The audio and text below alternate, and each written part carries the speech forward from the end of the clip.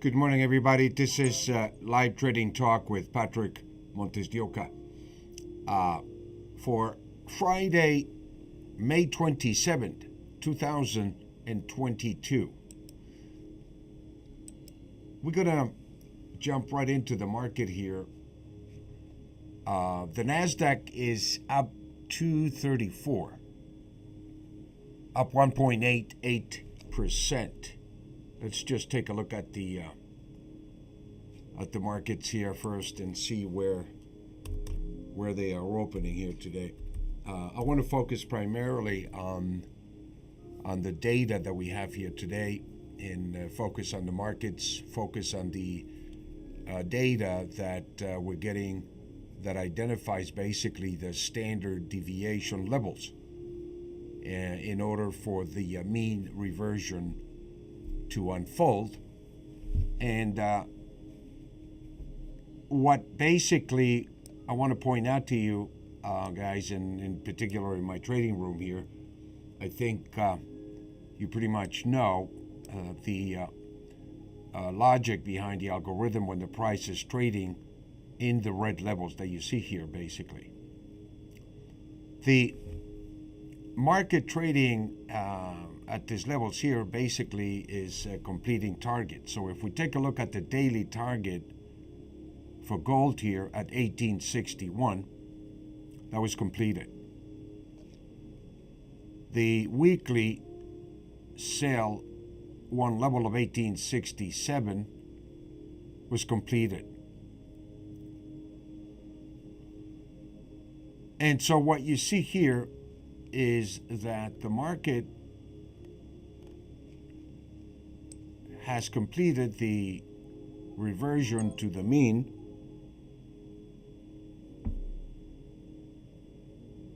principle, and it basically has completed the daily patterns.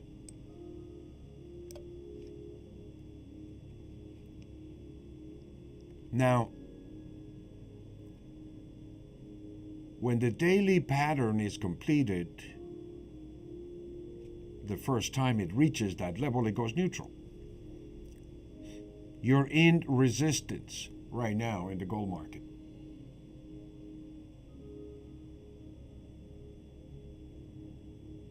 And what the algorithm does basically is it identifies these patterns, these levels and ranges that you can trade intelligently.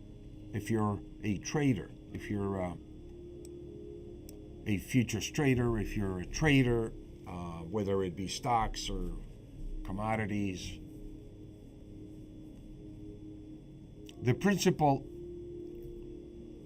of the variable changing price momentum indicator is to identify the extreme levels of standard deviation. And those levels basically are the extremes of speculation above or below the market price. And once we identify the average price, then we can extrapolate basically the structure that we're using, which is a perfect Fibonacci structure. And within that structure, we use pivot points. We use probability models within those pivot points that identify the extreme level mathematically.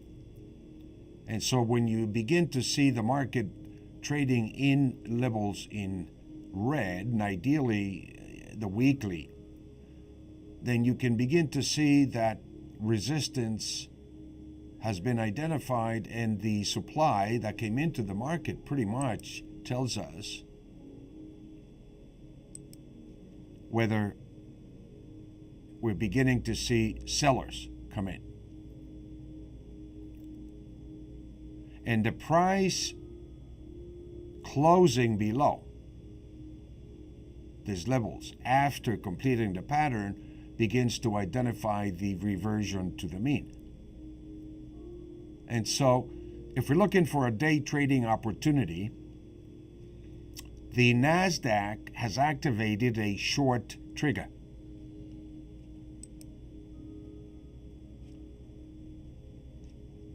By closing below 1861.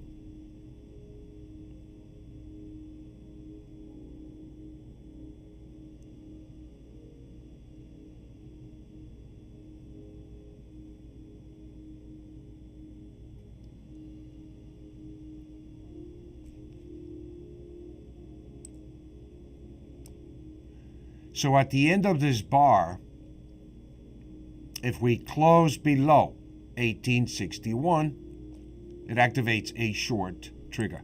This is what the algorithm identifies as a trade. And so we got, 15 minutes, or within that 15-minute time frame, we'll take a look and see a conservative trade if it closes below 1861, or what it does at the close of the next 15-minute time frame.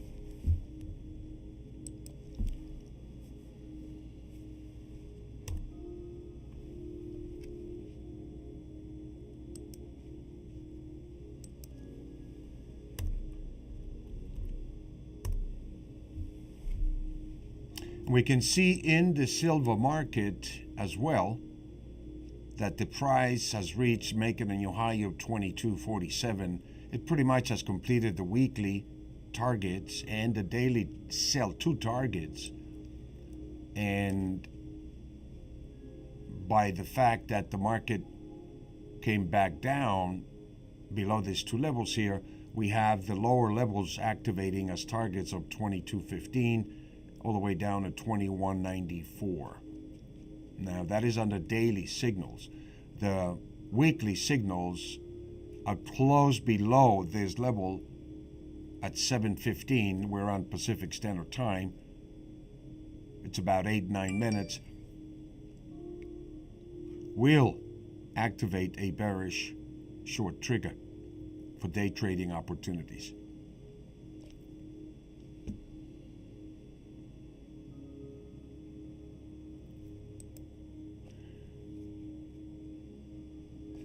Bitcoin is pretty neutral right now. Let's take a look at where we are. We're in the standard deviation level of 29,055. And we're trading between the weekly and the monthly.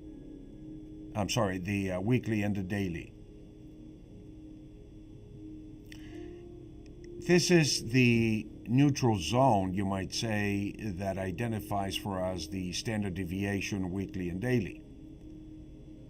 And if we close below 29,055, we're going to be activating the weekly and the daily short trigger, or bearish, you might say, price momentum that activates the level of 28,270. So we'll take a look at the close of this bar, what kind of signals we're getting here.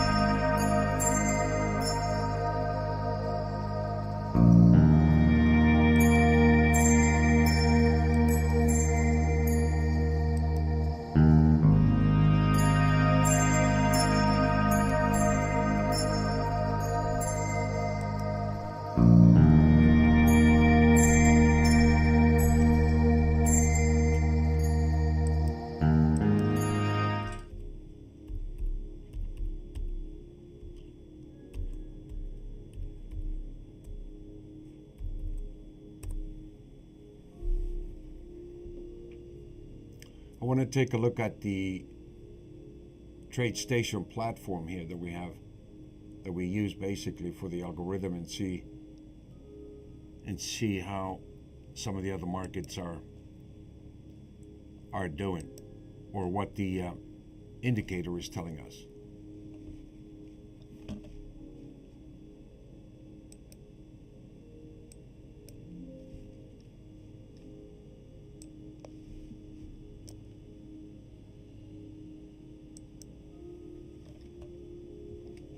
You see a lot of green on the screen.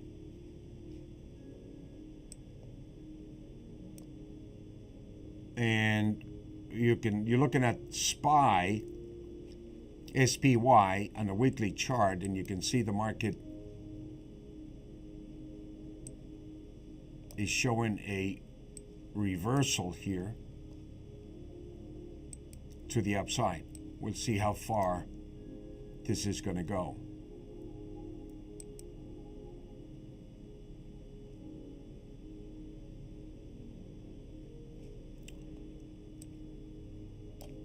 Let's take a look at the gold market here.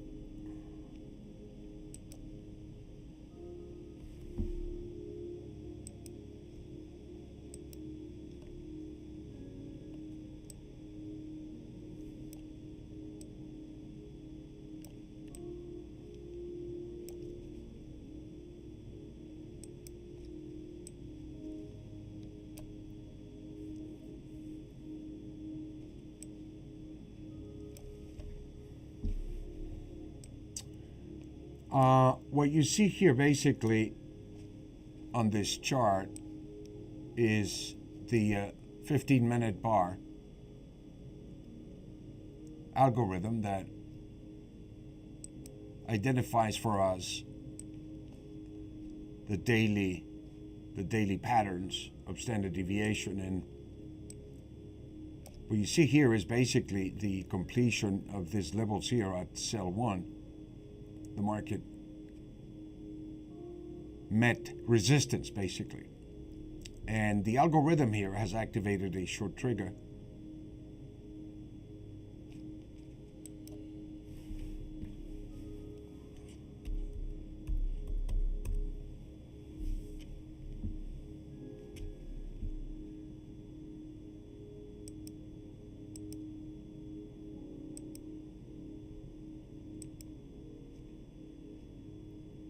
And I want to take a look at the position that we have open here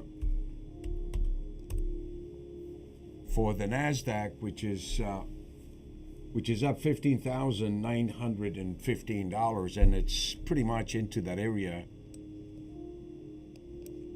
of basically resistance. And so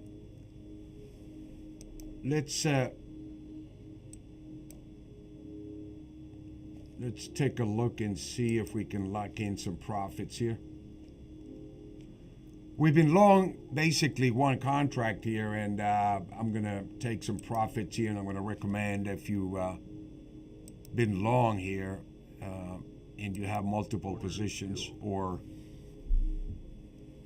depending upon your profile here, that you can either take profits, hedge, or use the opportunity of this rally for you to lock in some nice profits here.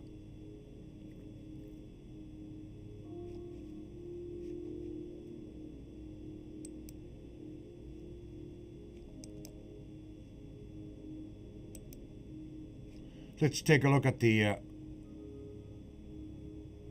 gold market here. We locked in about 15,000 on that trade.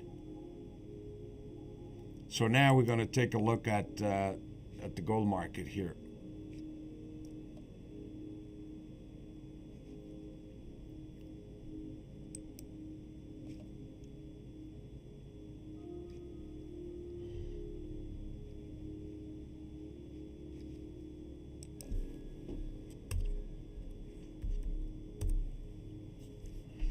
I wanted to focus primarily today for the benefit of my trading room, my traders in my trading room, and just basically share with you the process of application of the variable changing price momentum indicator.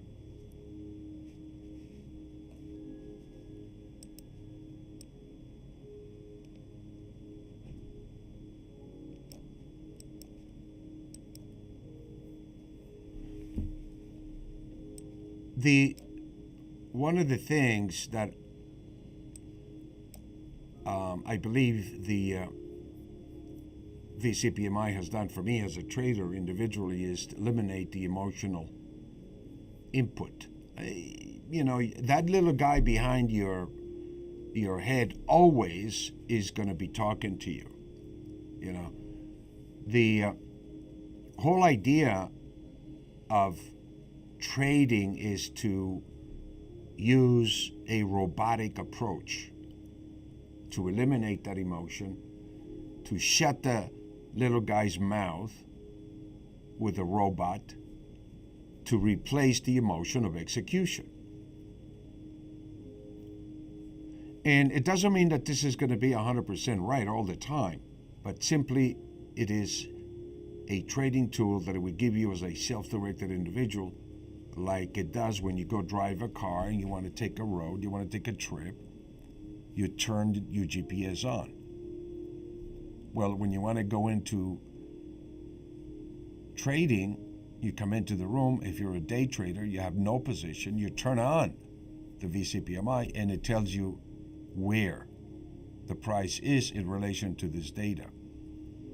And what we teach and coach in the private trading room here in Discord basically is the implementation and execution of this AI in a very robotic posture, basically. And the more that you use the math of the market, the more accuracy you're going to see your trading will have. And you can apply this for day trading, for swing trading, for position trading. Now, I want to talk about the market here for a minute, particularly in the gold market as it relates to the current economic situation that we've been in, what we can expect in the price of gold as the Feds begin to move to raise interest rates. I've been writing about this, I've been talking to you guys, I've been publishing my idea and opinion that the economy is going to slow down. I just filled my gas tank yesterday. I live in California and I had to pay about $6.20 a gallon. I've never had to pay this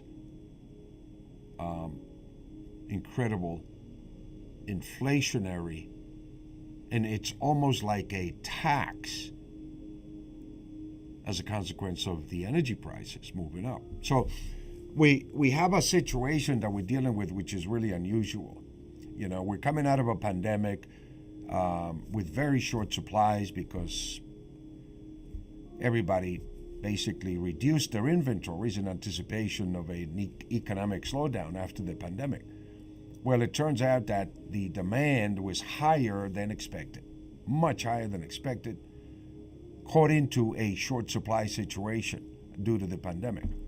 On top of which, Russia goes to war with the Ukraine and eliminates about 30% of the food production in the world. The region of Ukraine and Russia provide about 30% of the wheat production, which is what the Eurozone and some of these third world countries like Africa rely on. And so now we have a geopolitical crisis that's exacerbating the supply chain situation, that not only are we getting shortages of products like zinc or palladium, but the price of food has skyrocketed. And soybeans trading last at $17.59 looks like it's ready to take off to a whole new level, which is called beans in the teens, $20 soybeans.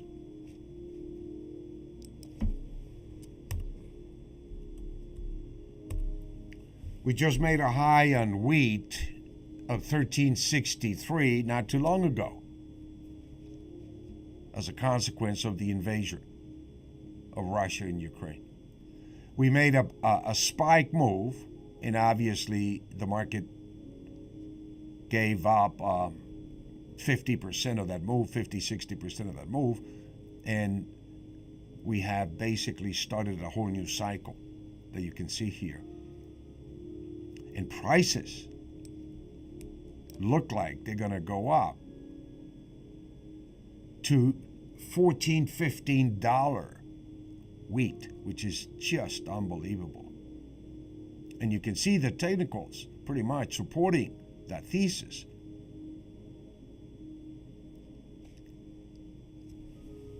Until we are able to replace the production of grain from the region or the materials that come out of the region, the prices are going to skyrocket. So the Feds know this. On top of which we have this energy crisis moving into the next couple of months,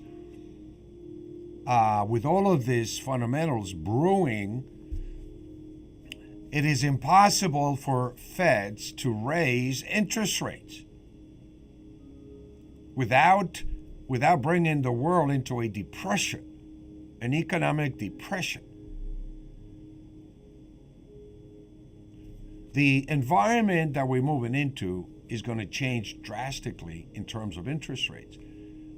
The damage was already done by the fact that the 10-year note, moved up from 0.33% as of the 20th, as of 2020.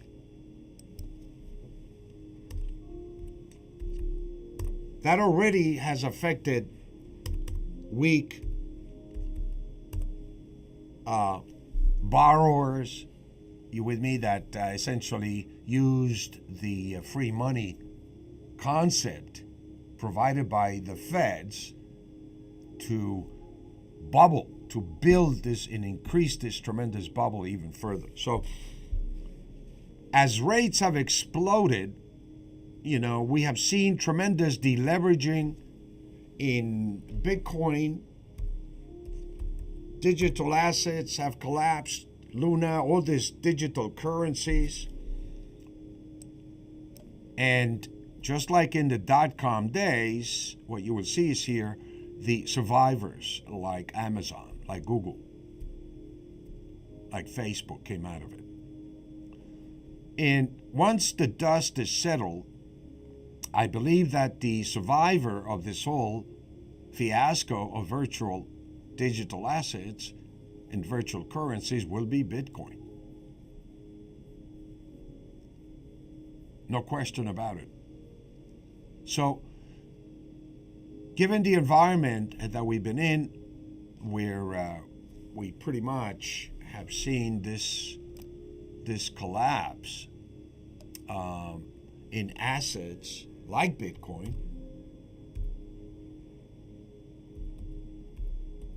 like the NASDAQ.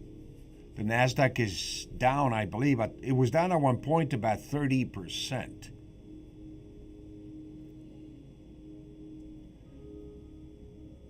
I think it's fair to say that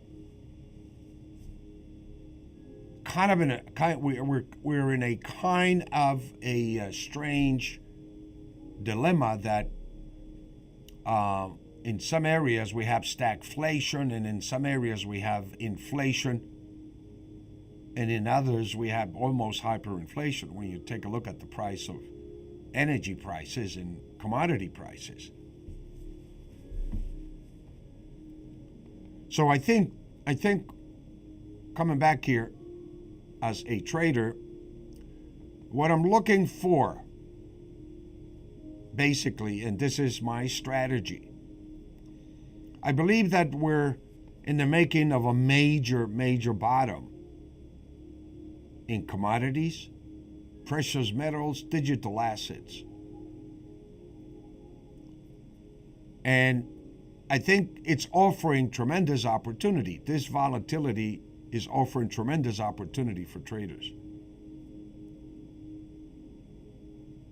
So I think the markets are setting up the foundation and preparing for the next leg of this market to the upside, which I think is going to be spectacular.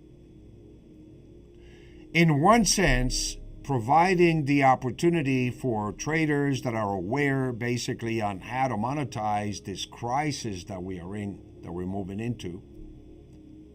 On the other hand, it is unfortunate that as a consequence of this crisis, it has created this tremendous volatility. But you as a self-directed individual, as a trader, I think have one of the best setups in the history of these markets to be able to monetize from this unfolding crisis that continues to develop.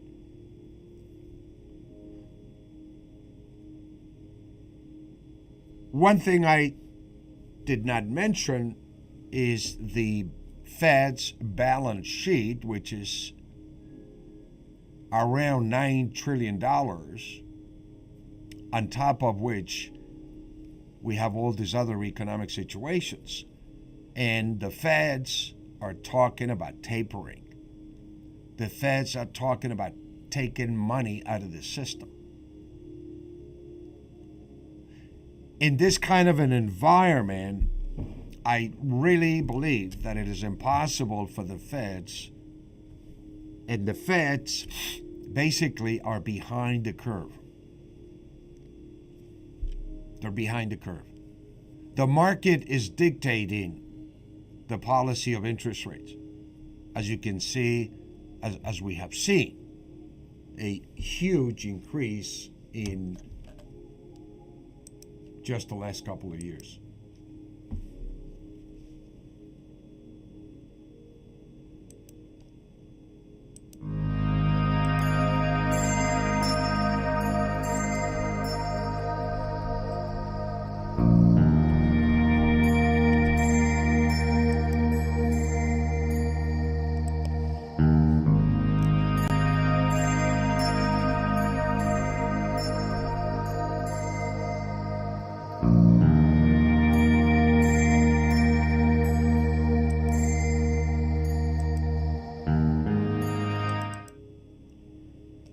Taking a look at the 10-year note,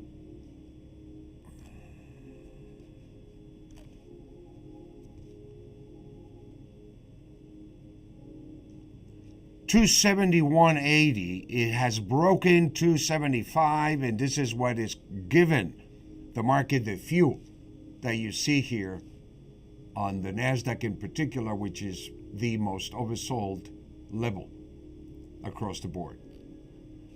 This interest rate of the 10-year note coming below 275, it puts the stock market, particularly the E-mini, at a tremendously undervalued level. And that's what you are seeing being reflected in the price of NASDAQ.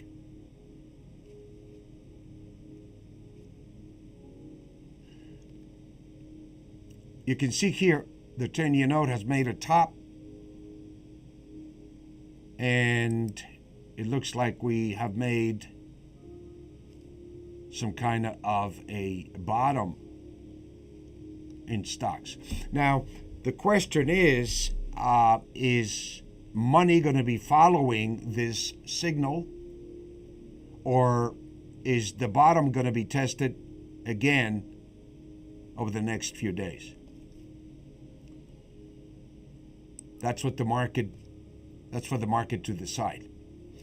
In the meantime, my friends, thank you again for the opportunity to share this with you here today. I wanted to focus primarily on trading, and I really hope that you have a terrific holiday weekend. We'll talk to you soon.